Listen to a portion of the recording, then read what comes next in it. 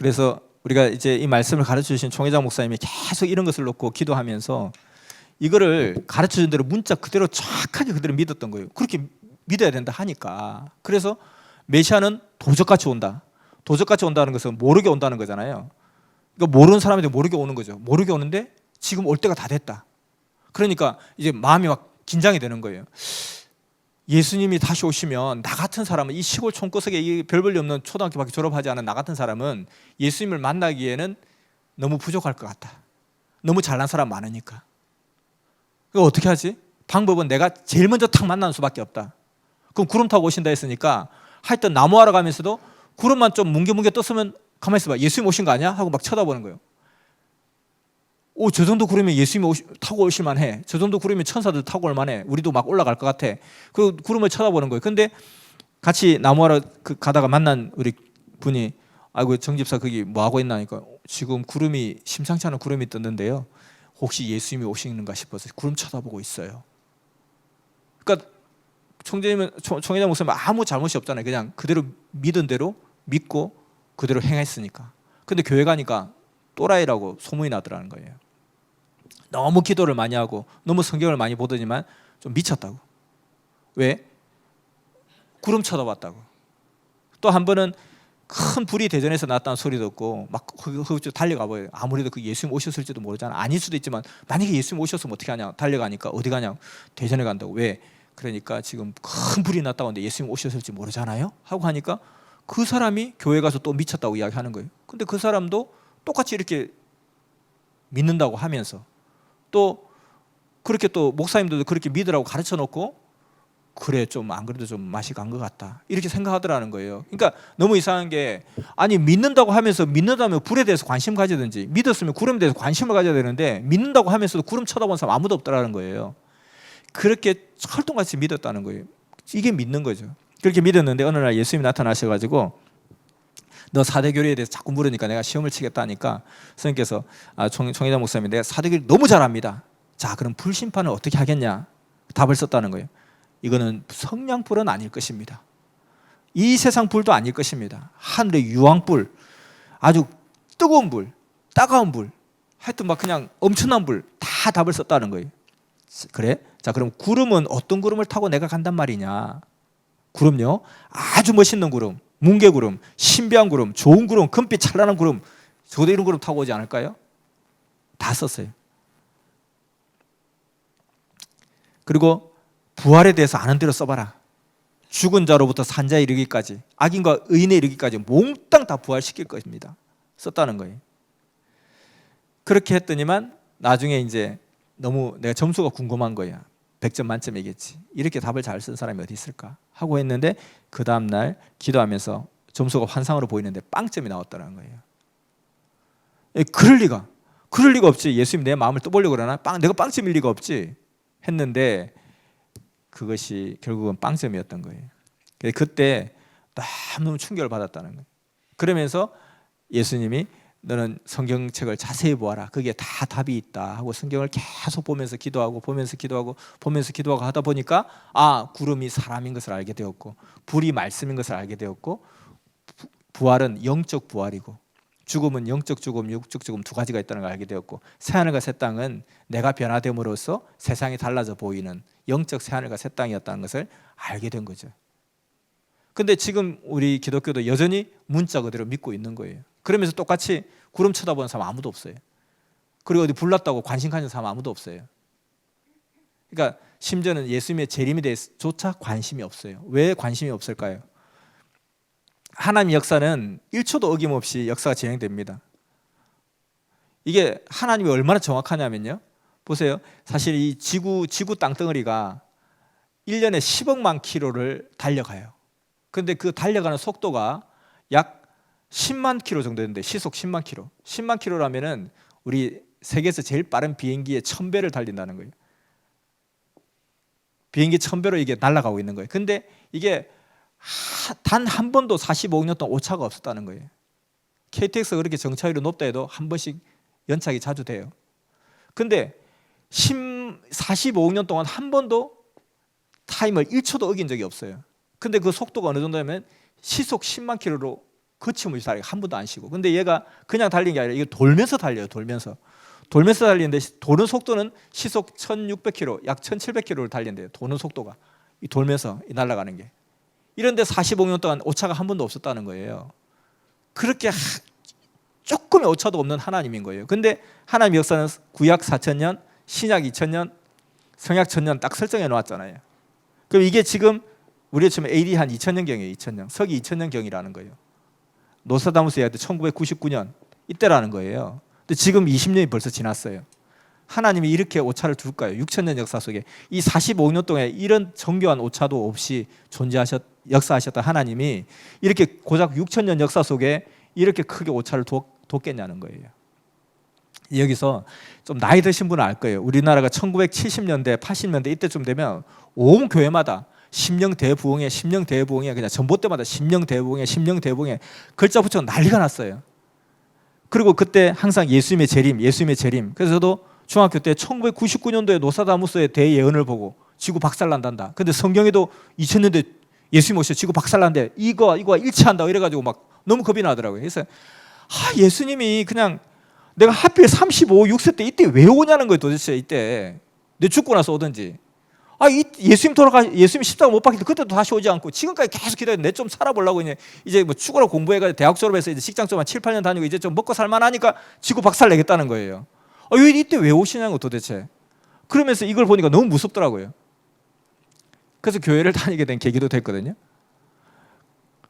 근데 지금은요, 뭐 재림 이야기라든지 뭐 심령 대부흥회 뭐 전봇대도 잘 없지만은 뭐 붙여놓고 교회에서 막 난리법석 안 떨어요. 다 교회가 그냥 웰빙 강의하는 곳이 돼버렸어요. 그냥 하나님, 예수님 별 관심 없고요. 그냥 마음 편하게 복 받고 예수 믿어 복 받고 그러면 돌멩이 앞에 비는 거나 나무 앞에 비는 거나 절에 가서 비는 거나 산에 가서 비는 거나 교회 가서 비는 거나 성당 가서 비는 거나 똑같잖아요. 그러면 결국은 이 복 받자고 하는 것이 아니라는 근본적으로 그 복은 그냥 서비스로 플러스 알파로 그냥 찌개다시로 주는 거지 복 받기 위해서 예수 믿는 게 아니라는 거예요. 그래서 이미 한 20년이 지나다 보니까 이제 이런 이야기도 안 하는 거예요. 이미 그러면 이미 왔어도 모른다는 거예요. 보세요. 예수님이 2000년 전에 오셨어요. 베들레헴 마을에서 태어나셨어요. 그리고 아는 자는 예수님 막 따라다녀요. 근데 모르는 자는 메시아가 왔어? 언제? 지금도 모르고 있는 거예요. 왜냐하면 예수님이 왔다고 해서 뭐 갑자기 사막이 꽃동산 탁 뜨면 뭐가 다르네? 아니고 핸드폰 날짜를 보니까 신약 1년 이렇게 나온다든지 뭐가 달라지는 게 하나도 없으니까 내나 똑같은 땅이고 똑같은 하늘이고 똑같은 동네고 똑같은 사람이었던 거예요. 시대가 바뀌어도 몰라요. 그러니까 2000년이 지나도 모르잖아요. 마찬가지로 지금 시대가 이미 20년이 지났는데도 불구하고 지금 뭐 우리는 모르고 사는 거, 모르는 사람 모르는 거예요. 아는 사람 아는 거예요. 이미 시대가 지났기 때문에 그런 재림에 대한 소리가 이제 다 사그라 들어버린 거예요. 이미 왔으니까. 오기 전에 온다 하지. 이미 왔는데 근데 자기들은 몰라. 온지도 몰라. 온지도 모르면서도 이미 자기들 입에서 그 소리가 나오지 않는 거예요.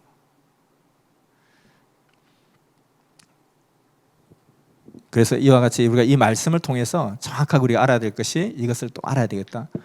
내가 믿는다고 되는 것이 아니라 제대로 믿어야 되고 잘 믿어야 되고 그리고 그냥 뭐 굳이 예수 믿으나 안 믿으나 똑같지 않습니까? 하지만 앞서 말한 것처럼 정말 우리가 삶의 길이 이렇게 있는 거예요. 분명히 모든 사람이 살아서 천국 이루고 죽어서 천국 이루게끔 하나님이 다 창조하신 거예요. 하나님 누구를 미워한 사람도 없어요.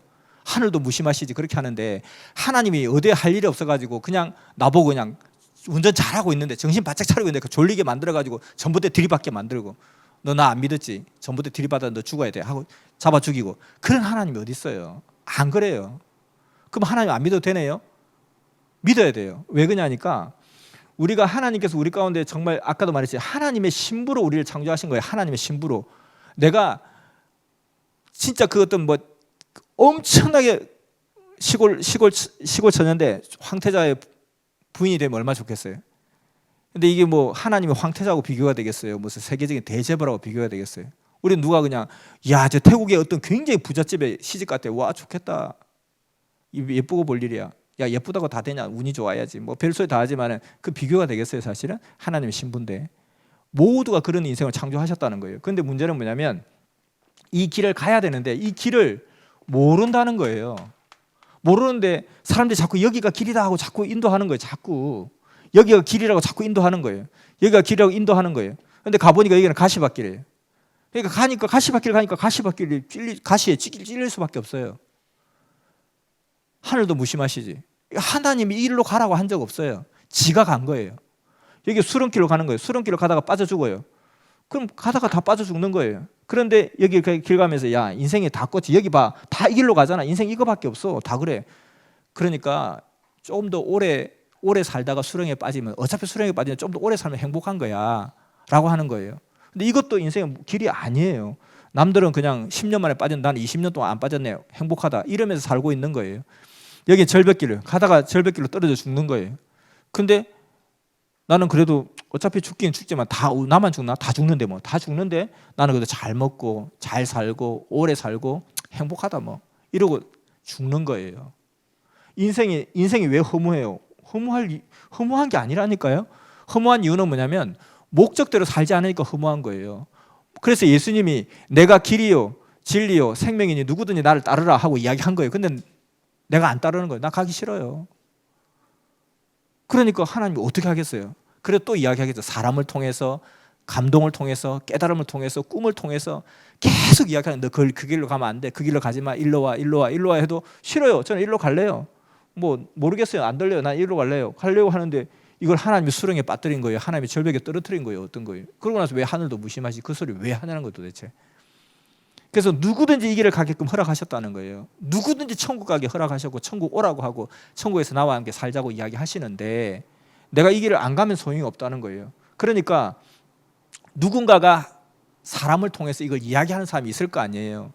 근데 그것을 아무한테나 하나님이 주시는 게 아니라 그 시대에 메시아에게 그것을 주셨다는 거예요. 이 말을 전해라. 이렇게 가르쳐라. 이렇게 이끌어와라. 이렇게 너가 데리고 와라. 안 되면 네가 죽어서라도 네가 대신 죽어주는 한이 있더라도 그를 살려내고 이 길로 밀어내라.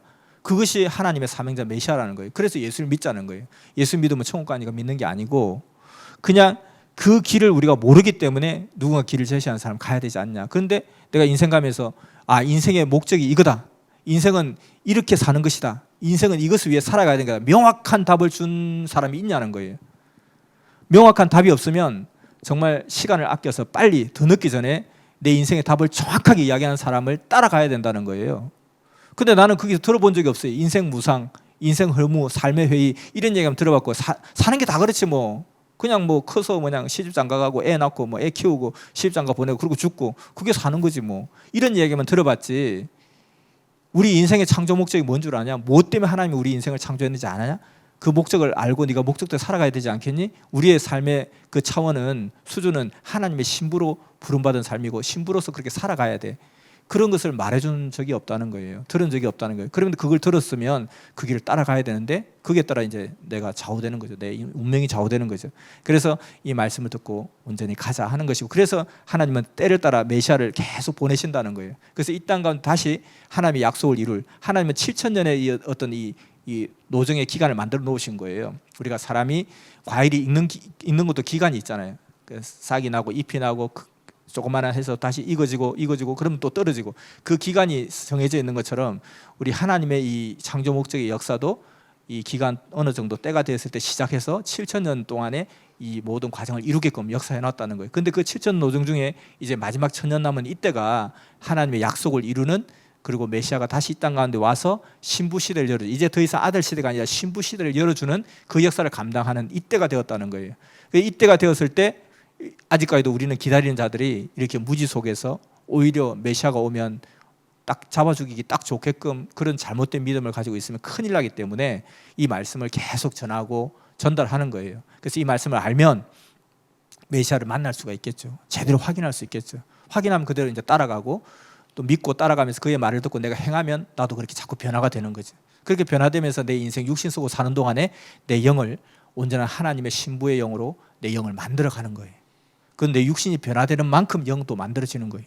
육신이 못된 사람은 그 귀신도 못됐어요. 자기 영도 못됐어요. 육신이 착한 사람은 그 귀신도 착해요. 똑같은 거예요. 똑같이 따라가거든요. 그래서 우리가 이렇게 우리 육신 쓰는 동안에 이 말씀을 가지고 완전한 변화되고 하나님의 섭리 역사의 뜻을 이루고 가야 되겠다.